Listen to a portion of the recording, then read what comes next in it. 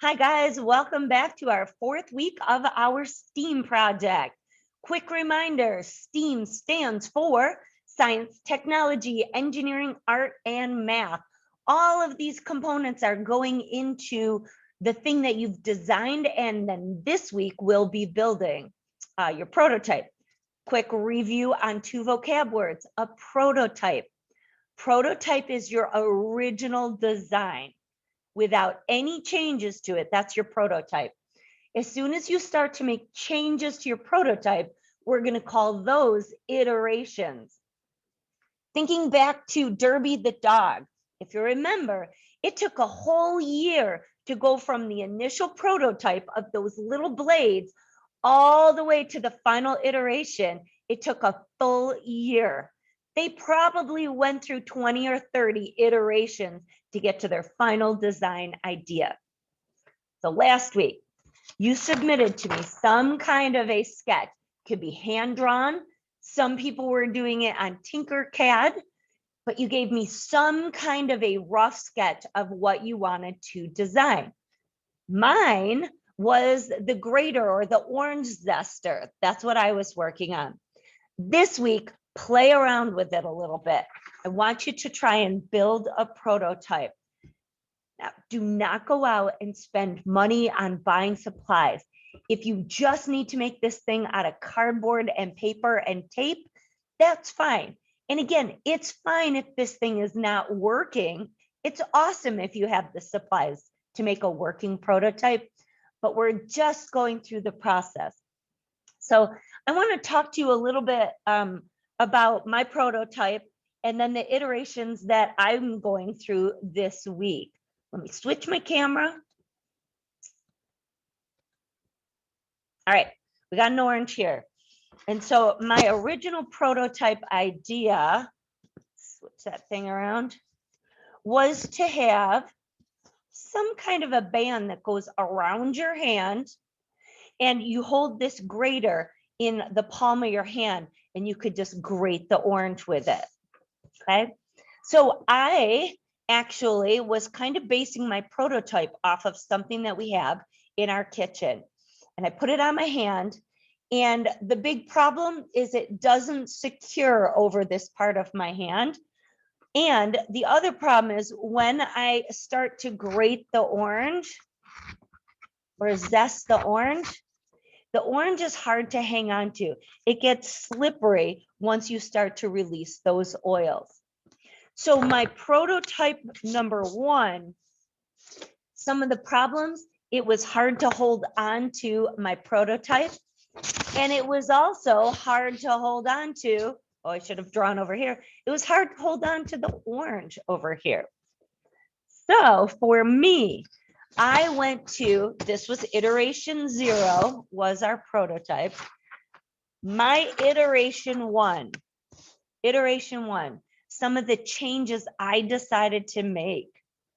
Let's get this thing to focus. I decided I wanted some kind of a glove on my iteration 1. And my glove, I was going to put little spikes into it. The other thing was I didn't like this. This only had one row of teeth on it.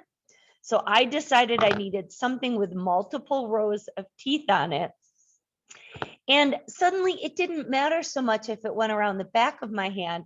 I needed to just be able to at least hold it. Well, lo and behold, wouldn't you know, I was at CVS. And again, I'm not looking for you guys to buy anything, but when I was at CVS, I came across this thing in the beauty aisle.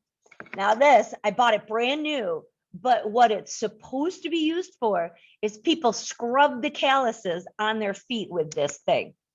Sounds a little bit gross, okay, but hasn't been used on anybody's feet. I've only used it on the orange.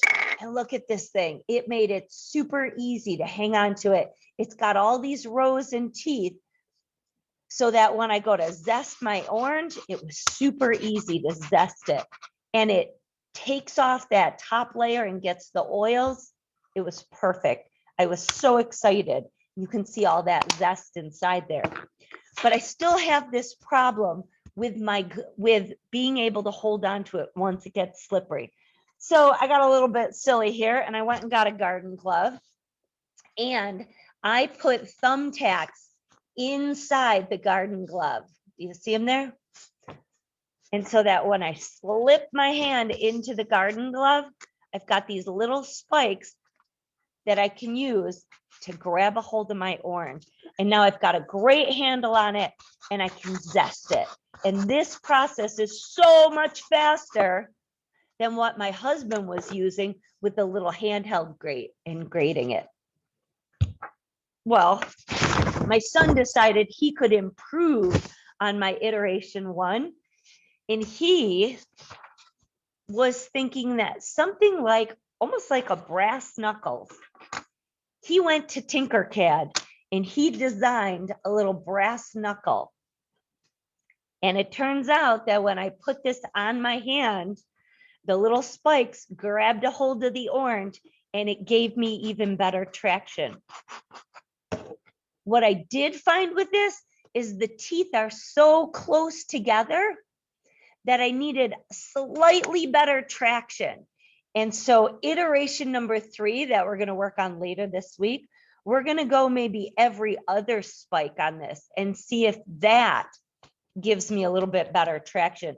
It's kind of like if you have shoes with too many treads on them, too close together, it doesn't give you any bite into the ground, but better treads where you get better traction if they're a little more spaced out. So all of that, let me see if I can kind of clarify what I'm looking for you to do this week. This week, you're taking your initial design, your prototype, and I want you to try and build it. If you're able to build one that you can use or work, see if you can do some iteration. Figure out what your problem is and see if you can improve on your design at all.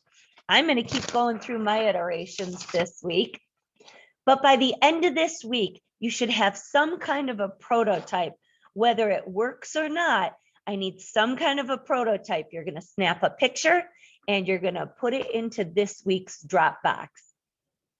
Next week, we'll start to look at a little bit of marketing, and I might even be having you do some kind of a little video to try and convince me to buy your design. All right, have a good week. Make sure that after watching the video, you look at the list of things that you got to get done for this week. It's really just going to be building for science. Hey, have a good week, guys. Stop into office hours if you have questions.